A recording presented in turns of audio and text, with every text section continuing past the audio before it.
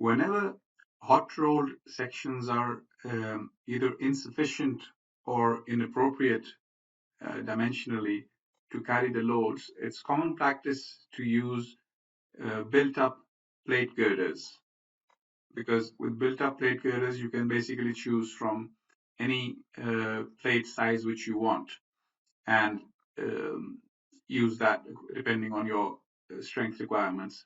Now, the normal practice in Comosys is that what you can do is you can add all those built up profiles as I-beams, for example, and you can add them to the database.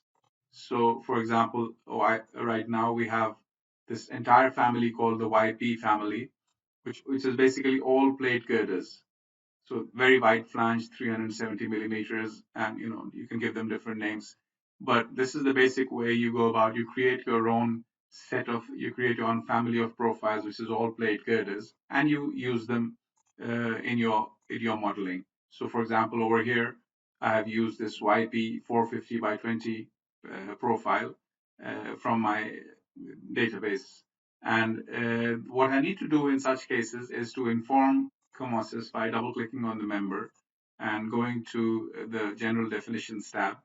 And I need to click this box. What this is telling the program is that this is not a hot roll section. This is a built-up girder section. Now, once you click that, what will happen is that when you create the drawings of this beam, for example, so I've already created the drawing of this beam. It's got nothing on it, just to show you the results. The assembly drawing of this beam, for example. When you zoom into the details, you see that all these dimensions of the cross section are also given. So this height and this width of the flange, the thickness of the flange, the thickness of the web, they're all given. And normally these dimensions are not given in assembly drawings. And the reason being because if it was a hot roll section, then all you would need to say is that, say, for example, IPE 300, and you won't need to give the height because the height of an IPE 300 section is known. But since this is a built-up section, we want these dimensions to be shown on the drawings, because the people at the shop obviously don't know what a YP 450 by 20 section means. And then you can proceed with your detailing and your creation of drawings. And in the material list also, it will come out as whatever name the built up section has been given. And you can have a little note if you want that, YB 450 by 20 profile shall be manufactured as a plate girder. Now, returning back to the model, we see that we have actually modeled this built up girder as a normal profile member. So when I select it, it's one ID. The top flange, the web, and the bottom flange, they're basically just like any other member, any other hot rolled member you see. But occasionally, it might be a requirement of the project to not model these plate girders like this, but actually model them in the form of 3 separate plates. For example, if it's an I-beam built-up girder. Now, that might be a requirement. It has its disadvantages, because when you model it as plates, then obviously your macros connecting this to this will not work, because your member will now not be just one ID, but it will be separate 3 plates, and you will have to do some manual detailing, or maybe you'll find some macro which does that. But basically, that'll be a drawback. But for other reasons, it might be necessary in that particular project to actually model that built-up girder as 3 plates. Now, for those situations when you're forced to model it like that, this under the miscellaneous steel detailing menu, there is the built-up beam icon over here, which you can use, and it's very simple to use. It asks for, once you enter the command, it asks you to select n number of points. And I'm going to just do one for you. Let me just select the command. I've created the point, so I'm going to just select this point and say dx minus 1000. Then I'm going to go all the way to here, select this one, and then hover over this one and say dx 1500. And then select this one, and then select this one and say dx minus 1000 again, right? And then right click to finish my selection. And when I do that, immediately this profile, this polybeam type of a profile is created. Let me double click on it and go to the chamfers property. So this was the first point, this is the second point, this is the third point. Let me give the third point this chamfer, and basically I want it to turn down from there. And then I can move the whole thing down somewhere, say Z. Okay, I can move it 500 millimeters down. Now, the point is that this is an I-beam, but is now actually composed of three separate plates.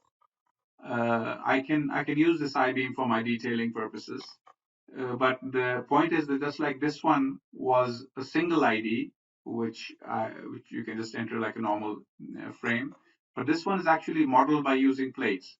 And the advantage over here is that you can double click on that, and you can actually change the profile name.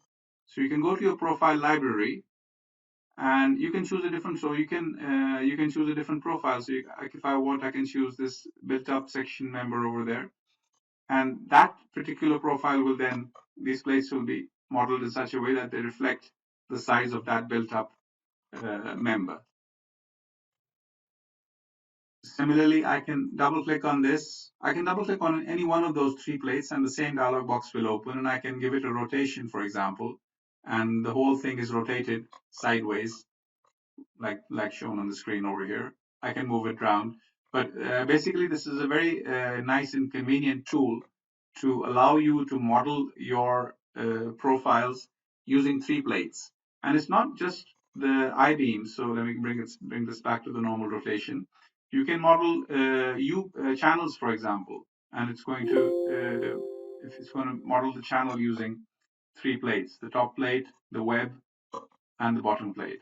Similarly, you can model, if you want, angles using three plates, two plates in this case. Or you could you have the option of modeling tube beams. This is basically circular, rectangular, hollow sections, rather. And these are modeled by using four plates.